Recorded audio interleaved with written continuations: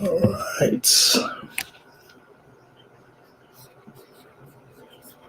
Okay, we're starting our live. And as always, I'll give a few minutes for people to join. For anyone watching on the playback, the topic of today will be foods that fight inflammation. Let me see if I can write it here in the chat so everybody knows what we're discussing today. Foods that fight inflammation. All right, that is a topic for today. As a reminder, we'll be doing these lives every Monday at 7 p.m. There was a little bit of a mix-up. I don't know why for the members in our Facebook group. For some reason, it had me starting yesterday. And so I got a message alert on my phone that said, start your live now. I was like, well, that's wrong. So anyway, so I'm sorry in advance if you were confused by that. But it will be consistent. Monday, 7 p.m., we're going to be talking about holistic approaches to many conditions, mainly diabetes, because we are Diabetes 180. That's what we do on this channel. For anyone who doesn't know me, my name is Louis Bertis. I'm a physician assistant and diabetes reversal health coach. So we broadcast on several platforms, not just my private accounts, but also my business page. Our ministry partners are also broadcasting. So I may not be able to see your name if you're with us. Okay, so how about we start out like we usually do? Introduce yourself, where you are. Actually, you know what will be fun? As a little, I guess, foretaste of what we'll be talking about, foods that fight inflammation. What are your favorite fruits and vegetables? Okay, so let me put that here. So the topic is foods that fight inflammation. That's going to be what we're talking about today.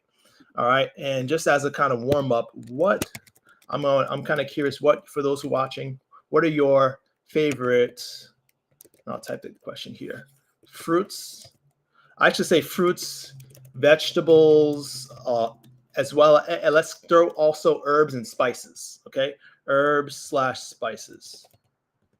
All right. I'm curious. So, what do you guys like to eat when it comes to these foods that are super good for fighting inflammation? Fruits, vegetables, herbs, and spices. So, and then will be fun as is to find out if it made the list today, if it's going to make the list of foods that fight inflammation. Of course, there's a lot of foods that fight inflammation, right? There's not just one, but there's going to be a lot but we're going to highlight, I should say, the potent ones when you're looking at what foods really do well for those suffering inflammation. All right. So what are you guys' favorite fruits and vegetables? Don't be shy. You know, my favorite fruits, that's hard to say because it really changes my mood. But lately I've been really loving kiwis. I started putting kiwis in my smoothies. Man, amazing. I mean, like I've always liked smoothies, but fruits, when I started, I never used kiwi much. Now I'm loving kiwis in my fruit smoothies, man. It gives it a kick, like a sweet, tangy flavors. It's just very good, very good. All right, so Modesty likes blueberries, turmeric, ginger, greens of all kinds. Look like you should run this live. You should run this live, man. Jane, good evening from Duncan, Oklahoma. Berries and broccoli. I'm telling you, man, you guys are already doing well. I don't even know why I'm doing this live. You guys figured it out already. Oh man, I'm in North Carolina. It is very warm. I think it was 80 degrees today, so I'm sweating. I just actually came out the shower. I like to take hot showers. I don't know why, even when it's hot outside. And I'm like sweating coming from the gym. So like, yeah, forgive me for having to fan myself. But all right, let's jump into it. I don't want to take too much time. All right, I always like to keep these lives short and sweet. That's not always easy for me. I'm a preacher by nature. Actually, I went to school. A little known fact: my bachelor's is in theology. I still preach in local churches regularly, so I can gab. I got the gift of gab. So I'm gonna try my best to keep our lives every week we're doing them. So I'll try to keep it short. All right. All right, foods that fight inflammation. First off, what is inflammation? I don't know if you guys know what inflammation is. We can have a whole live on what inflammation is and how damaging it is, but I figured we should start with the highlights of what it is, what causes it. So to understand inflammation, you have to differentiate between acute inflammation and chronic inflammation. All right. Who's ever got a splinter? All right, I'm sure we have all had a splinter sometime in life. When you get a splinter or any kind of injury to a tissue in your body, what happens is acute inflammation starts to heal that injured tissue, the injured finger, wherever it is that caused the insult, by causing pain at the site of injury, redness, swelling. Sometimes there's a little pus drainage, right? Those are all signs of your immune system being called to action to bring healing at the site of trauma or injury. White blood cells are rushed to the scene of the crime, so to speak, to start destroying and eating away at that splinter or that foreign body, or and start to cause healing and closing up the blood vessels that are now leaking, you know, and sending pain signals so you can be reminded not to touch that area. Leave us alone. We're working. Acute inflammation is a good thing. Acute inflammation means your body is working well. It's working to heal you. Chronic inflammation is a bad thing. Chronic inflammation is almost the opposite. Chronic inflammation is when the immune system goes haywire. Your immune system so when with acute inflammation is specific, local, and time constraint, right? It's short in duration. Chronic inflammation is systemic. It's all over the body. It's not specific. It tends to affect multiple organs and body parts, and it's not short term in duration. It's long and kind of prolonged, right? And instead of being intense, sometimes it's really in a state where you don't even know you're inflamed, right? Until it starts, the damage is done, and now you're suffering all the side effects of long-term inflammation. To think about it this way also, because I think before we talk about the foods that combat inflammation, you have to understand how dangerous and how bad it is to be in a state of inflammation. So inflammation, I don't need to tell you is bad, chronic inflammation, but to give you an idea of how bad it is, those who have inflammation, let's say, even though it's systemic, it tends to happen all over the body. There are places in our body where it could be more pronounced. So inflammation in the brain can lead to Alzheimer's, cognitive decline, mood disorders like depression. What happens when you have inflammation in your arteries? You have more risk of heart attacks and strokes. What happens if you have inflammation in your pancreas? Diabetes, right? If you have inflammation in your liver or kidneys, high blood pressure, obesity, right? Metabolic syndrome. So inflammation can happen and affect different areas of the body, and depending on where the inflammation is happening, it tells you what disease is going to manifest as the inflammation causes long-term damage. Does that make sense? I hope that makes sense to everybody. So inflammation, even though it's systemic, it can still cause localized damage from brain to foot, okay, and leading to long-term disease, unfortunately, and also shortening a lifespan, you know. Those who have cancer, if your rates of inflammation are high, you're more likely to die from cancer, and you're actually more likely to contract cancer just being in a state of inflammation. One way to test if you're in a state of inflammation is really simple blood test. You could ask your doctor. You could ask your doctor to check your CRP level. Okay, usually as physicians, we only check it if there's a reason to.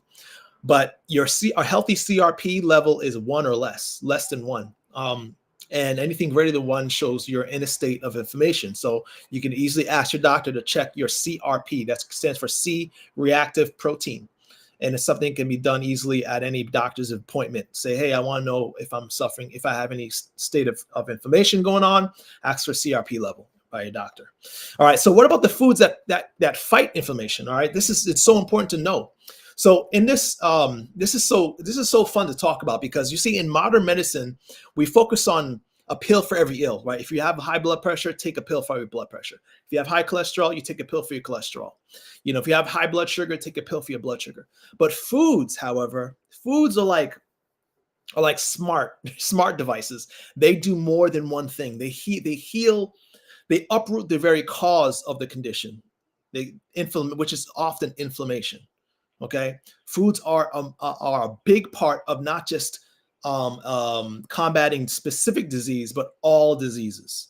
Okay, so it's so important for you guys. I'm so glad for those who are watching this live. You're going to learn some good stuff. And don't forget the question. I know we had asked a question from when we started. I still would like to know, what are your fruits and vegetables, herbs and spices that you like? And let's see if it made my list of the ones that are best at fighting inflammation. To give you a little precursor of a thought process of what, if you're thinking about the ideal diet to fight inflammation. First off, you should know that there's a few components of foods that are known to cause inflammation. And there's also components of food that are known to fight inflammation. Knowing what those components are, we can end the live now, and because you know what to do. So the components of foods that are more, according to nutritional studies, most likely to cause inflammation are saturated fat, trans fat, and cholesterol. Trans fat, saturated fat, and cholesterol. Those are found mainly in processed foods and animal-based foods. Yeah, thank you, Seth. I love you too, my man. So yes, Seth wants to remind us, and I think for us, she reminded that Jesus loves us all. Thank you, Seth. Where was I? Yeah. So when you're looking about the components of what causes inflammation in the body, saturated fat, cholesterol, and trans fat are present in animal-based foods as well as processed foods. So, you know, when you think about processed foods, you're talking, well, first animal-based, you know, just cover all bases: meat, dairy, eggs, cheese, the obvious ones. Now fish, we're going to talk about fish because a lot of people say, well, fish actually is anti-inflammatory according to the inflammatory dietary index studies, right? Scoring system. But we're going to talk about fish a little bit. Hopefully we'll get into that. I try again to keep this short as possible. But processed foods, like we're thinking about ice cream, cakes, pastries, are also pro-inflammatory. Okay, Audrey loves mangoes and broccoli. Good choices, man. So that being said, you already know what foods fight inflammation. And it can be summarized in what's been said, been well quoted: eat real food, mostly plants. Because the foods that fight inflammation the components of food that fight inflammation are two things, mainly fiber and flavones. You've heard of fiber because fiber, you know, we know it's present in all plant-based foods. All plant-based foods have fiber in them, right? Especially in their whole natural form, natural state, as grown. Flavones is something you probably may not have heard of. Maybe you heard of flavonoids. They're the components of the plant-based kingdom, the plant-based foods that protect the plants from injury from the outside world. Okay, so when you think about it, when you eat the plants, you're getting the very compounds or the elements of the plants. Flavones is a big part of that system that protects it from outside invaders in toxins and pollutants. Inflammation is not just caused by food. We know that's the main cause, but it's also caused by stress, lack of sleep, lack of physical activity. You know, environmental pollutants can cause inflammation in our body. There's a lot of insults that happen throughout the day that can raise our levels of inflammation. So it's so important to find foods that combat those levels of inflammation. And how we do that is by turning to the foods that carry the components to fight inflammation. Okay, plant-based foods are 65 more times. Have 65 more times antioxidants than animal-based foods. That's another huge thing to take note of, and why we promote eating more plants in your diet. Because everyone knows what antioxidants are, or maybe you have an idea of. For time's sake, I won't describe what they are, but antioxidants are what protect us from not only getting inflamed in the first place, but also antioxidants are known to lower levels of inflammation. So you want foods that are filled with antioxidants. To give you an example, okay, I said plant-based foods are 4 times more antioxidants than animal-based foods. This is based on a study that examined more than 3,000 different foods, okay? And plants have, on average, so if you want to put a number on that, I believe it, on average, a plant-based food, when you're talking about plants, legumes, whole grains, nuts, seeds, fruits, berries, may have about, like say on average, 1,100, I think it's 1,157 units of antioxidants. Animal-based foods have on average 18. So if you think about a sad or standard American diet, a breakfast of, let's say, eggs and sausage or ham, maybe some toast and some milk, a standard hash browns maybe in there too. A full typical American breakfast you might walk away with about 20 units of antioxidants in that meal. Okay, and if anti-inflammatory power. Okay, but what's worse than that is the fact that the foods cause inflammation themselves. If I instead, let's say, had a nice hefty smoothie bowl or fruit smoothie, that smoothie bowl will have on average 1,100 antioxidants to your puny 20 on a standard American diet. Now, if I added one of the most potent anti-inflammatory foods, I don't know if anyone's heard of amla greens. Has anyone heard of amla greens? It comes from Indian gooseberries. I haven't tasted Indian gooseberries, but I know that I've been told it's a very unpleasant taste. You can get amla green powder. You can buy. We bought it actually from Amazon. Mastering Diabetes sells it. You could put it in smoothies.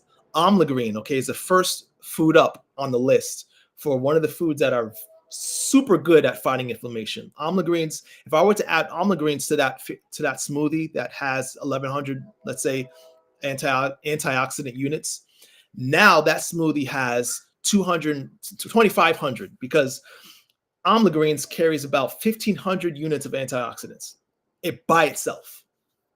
That's pretty powerful, right? So if I made a smoothie and threw with various fruits or whatever you like and threw in some amla powder in there, I've got more antioxidants in that one smoothie than a typical American gets in his breakfast for a month. That one smoothie has more antioxidant punch with amla green added to it than a whole month of breakfast on a standard American diet. All right. So what is the takeaway? Eat more plants. Eat real food, mostly plants. Okay. What do you think is the single most anti-inflammatory food, though? All right. So let me ask some questions. What do you think is the most anti-inflammatory food? So there's been a study that they put together, actually multiple studies, a meta-analysis is what they call it, where they tracked the levels or the effect of foods on inflammation, and they came up with a scoring system, inflammatory dietary index. And so what do you think was the top of the list, guys? What do you think was the top of the list, the number one food that fights inflammation? We already talked about amla greens. Amla greens is huge. So if you guys never heard of that, look it up. That might be something worth buying. Not going to say it's cheap for sure. But the good thing is that if you feel like it's not worth your budget, then that's fine. You can just continue to increase your consumption of other of your favorite foods, okay, that are plant-based. All right. I don't know if you guys are thinking about it, but for time's sake, I'm going to answer my own question. Turmeric.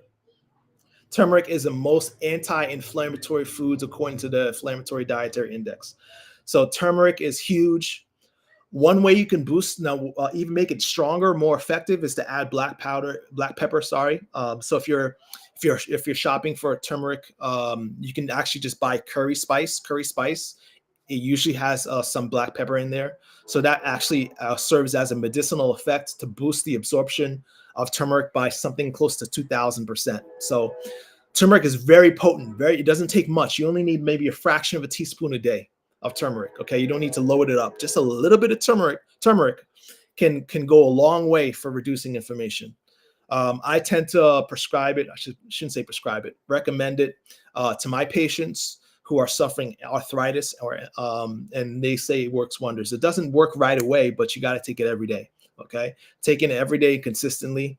I tend to use it, especially when I was eating more of a flexitarian diet. You know, once I stopped eating, once I got rid of animal-based foods, I started to reduce my levels of pro-inflammation, and foods that cause inflammation, right? And so I started to have less joint pain after workouts. I used to get so bad that I couldn't kneel. I would kneel down to pray, and I just had to put something on the floor because my knees hurt. All I did simply stop drinking milk and eggs. And within weeks, I never had pain. I don't have pain in my knees. And this was something growing up for years.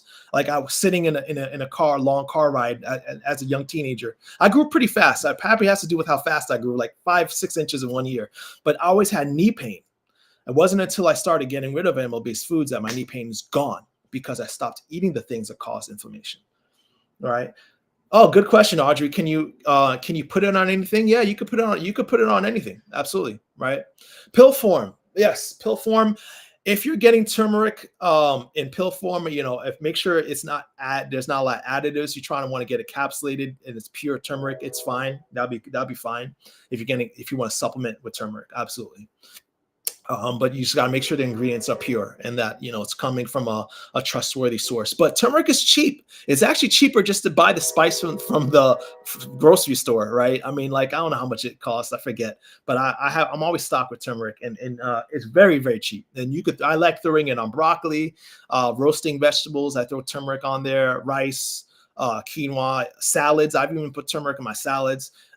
It's a nice little flavor. You could put it almost on anything. Okay, so that should be definitely in your pantry. Man, I'm only at the top of the list. This list is so long, and I know I'm not going to get through it. We got to do a part 2, guys. So we covered amla greens. We covered turmeric. Following turmeric, ginger and garlic are also very anti-inflammatory. And of course, you can use garlic in anything. Also, most of my dishes I use garlic. At least a clove of garlic I'm throwing in most of my plant-based foods. But turmeric, number one, ginger and garlic following are some of the most anti-inflammatory foods known to man to date, right? Of course, studies continue, but those are the biggest ones. What about beverages? Beverages that are big for anti-inflammatory, to fight inflammation are green tea, okay? Green tea is huge, as well as black tea as well. So if I'm not a big tea person, so I can't speak much to teas. But if you like drinking tea, great, good. You never can get enough to fight your inflammation. Another food that definitely is worth mentioning is beans. So we've said in the beginning that the most anti-inflammatory component of food is a fiber that's in the food. And it makes sense that the foods that have the most fiber in them are super anti-inflammatory. And that's beans. I don't know if you guys like beans. And I love beans. I grew up on beans, man. I mean, I'm Haitian, and every Haitian loves rice and beans, right? That's what we grew up on. I don't know if anyone's ever had some Haitian rice and beans. If you have not, then you are missing out on a life experience. Okay. But beans are huge. All types of beans, lentils, kidney beans, garbanzo beans, whatever you want to try, whatever you like, get more beans in your diet. I try to have beans every day, and at least once a day in my meals. All right. And it's very easy. Just get a can of beans for $1 or 80 cents, less than $1 usually. And preferably low sodium, and throw it in there. Yeah, we have, Audrey, we have recipes. I don't know if you have our meal plan or our recipe list. We actually have a compilation of 290 different recipes. Surprise, surprise, most of the recipes got beans in them. I'm sorry if you don't like beans. Not all of them do, but of course, you could always substitute what you don't like, but it's a big part of that. So if you don't have that, Audrey, reach out to me in the group and make sure I get you that list of recipes, okay? But it should be in the list that we always give out. All right. There's so much more the foods that we can add. What else can we talk about? So we talk about beans. I'm looking through my list. Okay, yeah. I mentioned flavones. Flavones, I don't know if anyone's heard of flavones before. Flavones are, again, just are a component of that foods that are only found in plant-based foods, plants, whole foods, that keep invaders at bay, the insults of our outside world that want to invade the body, and protects us from cellular damage, DNA damage, and so the foods that have the most flavones would obviously be something you want to include in your diet. So according to studies on the most common foods in the American diet, found here in the US that are rich in flavones, I'll give you a short list. Okay, so get your pen and paper out for this one. Parsley, bell pepper, celery, apples, and oranges. Parsley, bell pepper, celery, apples, and oranges. Those are the foods that, according to studies, at least for done in the U.S., that are highest in their flavone content. So those are foods you want to, and of course that's easy. Bell peppers, you could put you put bell peppers on almost everything. Again, if you don't have our recipe list, we have 290 recipes. Reach out, let us know in the comment section, and then I could send it to you by email. Okay. I should always put. I'll repeat that. Yeah, for sure. My email is this for anyone who wants a list of our recipes. And I'll make sure I show that here. Lewis@lewisburgers.com. So if you want recipes, email me. I'll send them to you. But yeah, repeating: bell pepper, celery, parsley, apples, and oranges. Parsley, bell pepper, celery, apples, and orange. Okay, so let's go back to a point I had made before. So when you look at the inflammatory dietary index scoring system, you often see fish is one included. And I always thought, man, that's interesting. Fish is included as a anti-inflammatory food. Now, this is most likely because of omega-3 content in fish. So there's a lot of fatty fish, particularly, is high in omega-3s. That's why they make fish oil supplements to give you omega-3s. But what is interesting is that while it can possibly reduce markers of inflammation, studies that show whether or not adding fish in your diet can increase your inflammatory causes of death or mortality, fish does not really fit the bill. So when you're looking at plant-based foods, plant-based diets, okay, they are proven to increase lifespan and to curb the causes of death from inflammatory diseases. Inflammatory diseases is a whole umbrella of diseases. The 8 leading causes of death are linked to inflammation. Okay, so you think about heart disease, you think about Alzheimer's, you think about kidney disease, you think about high blood pressure, diabetes. All these are tied to inflammation. And when fish is included in these diets, it does not seem to make much difference in cutting. In decreasing the risk of dying from these things. Okay. Yeah, Audrey, that's the reason that I was about to say. One of the biggest things is because of the toxins. Audrey mentioned the parasites. So because fish especially is not very highly regulated by the FDA, you don't really know what's in your fish. Okay.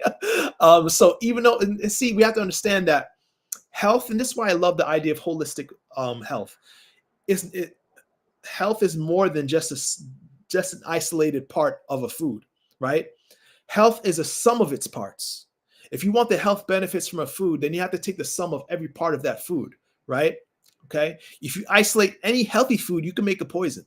If you isolate a substance of any food, you can make poison out of it, right?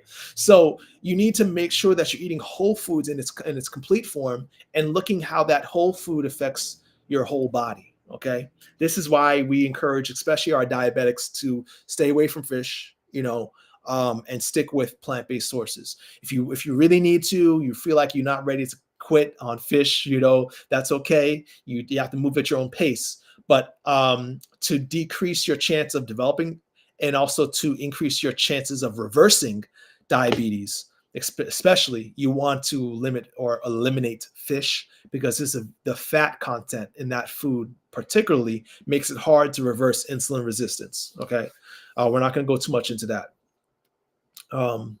Oh, so Judy, I think you saw that. I think I answered the question. You're asking me to send my email. So it's right there. Okay, so hopefully you can see that. Let me know if you don't. All right.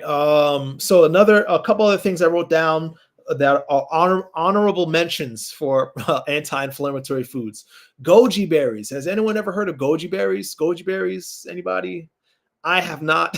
I didn't until I started doing the research on these foods. Goji berries is apparently 4 times more anti-inflammatory than other dried fruits. So if you like to eat dried fruits, goji berries should be something you pick up. Okay, I might start buying it myself. Okay, and just, Audrey, I know you say yes. So do you know where to get goji berries? Does anyone know where to get goji berries? Because all right, and I like to know. Yeah, so I want to start buying goji berries, but they're apparently some of the best anti-inflammatory food sources. We have a comment from, let me make sure I don't miss this, and sometimes I miss comments here. Is it Philippa? Sorry if I'm saying your name wrong, Philippa. Hi, Lewis. I will need to watch the replay because I need this information to start from the beginning. Yep, it'll be replayed. I don't know how long it takes for the replay to be available, but I'm pretty sure it's like almost automatic. You could play it back and watch it. Okay.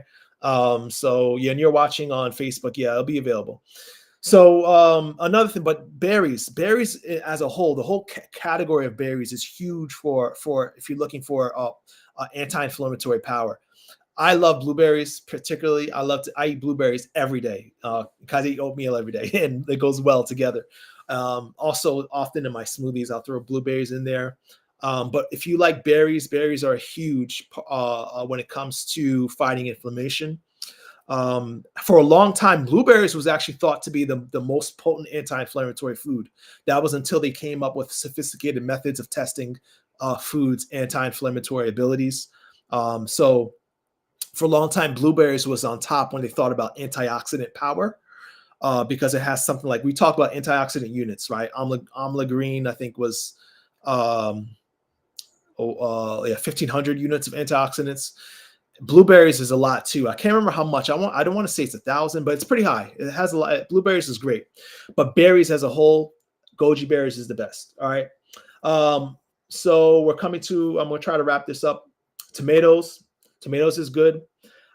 If you look at any list of anti-inflammatory foods, tomatoes is usually on there, which is interesting because a lot of people tell me, like, whenever I post this online, they're like, "Oh, tomatoes don't agree with me," or "That doesn't work for me because I get upset stomach with different tomatoes." So that can't be true because it upsets my stomach.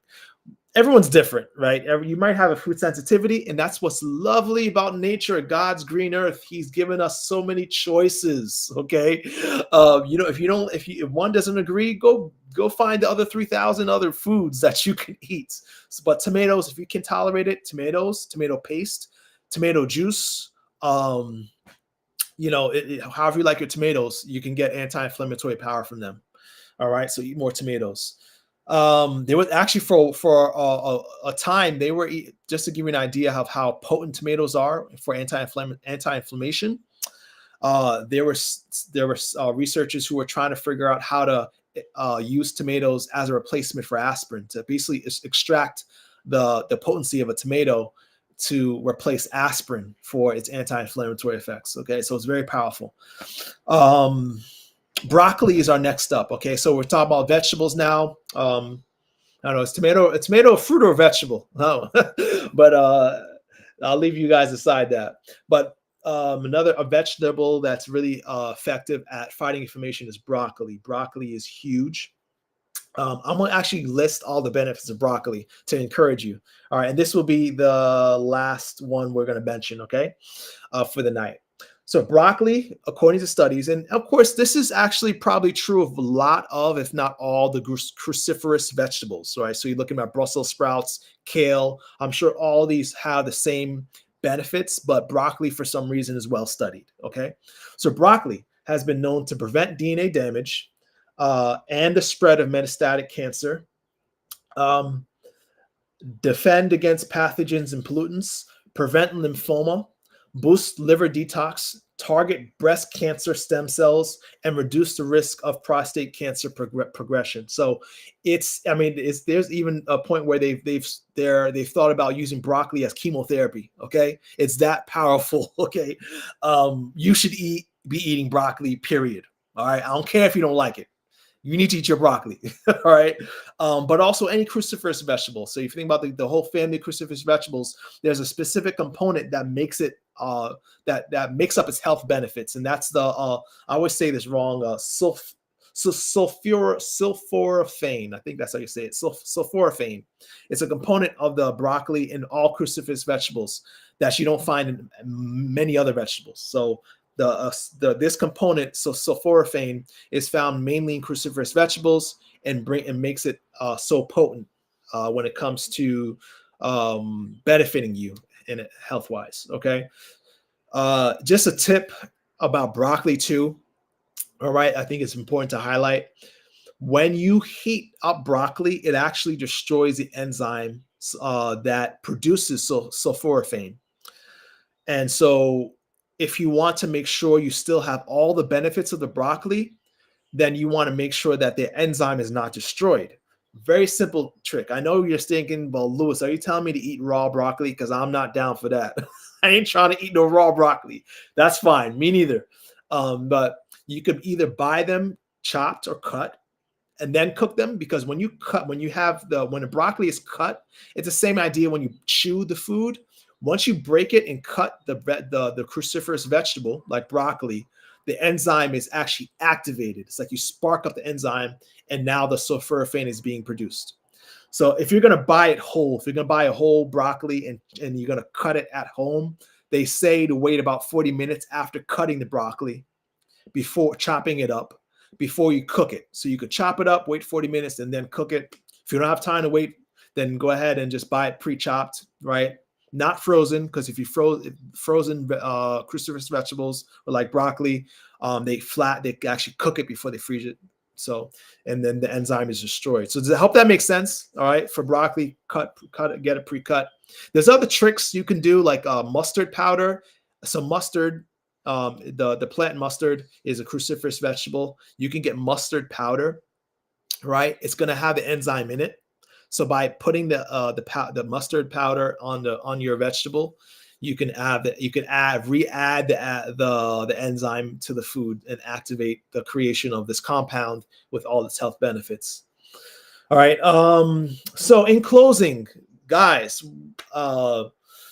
maybe let me ask a question somebody can answer. What do you think is the recommended servings size or number of servings? I guess the best way, the recommended number of servings of fruits and vegetables, daily fruits and vegetables, to fight inflammation. So how many? 2 servings, 3 servings, 20 servings, all right, 50 servings. How many servings of fruits and vegetables do you think is necessary to really significantly impact the inflammation that is surely going on in our body? So I want to get somebody's guesstimation. How many? And I'll give you the answer. Obviously, I have the answer. So what's a number of servings that it takes to fight inflammation? There's no wrong answer really, because obviously the more you get, the better. Any amount you get is going to have some benefit, but there is a number, according to studies, that all right, actually I had to scroll up because I'm missing some of these comments. Judy says, thank you so much. I'm dealing with an inflamed esophagus. Try and go all natural. Prayers with you, Judy. You can do it. Absolutely. So we got some guesses here. 3, some say 5. All right. So you're all right. However much you can get is going to help you fight inflammation. But if you want to make a significant impact on your level of inflammation, studies show that you need 8 servings a day. Okay. And that's a lot easier than you think. If you are eliminating pro-inflammatory foods, you're going to replace them with something. that's usually going to be anti-inflammatory foods. So I think what people like to do, they like to have their cake and eat it too.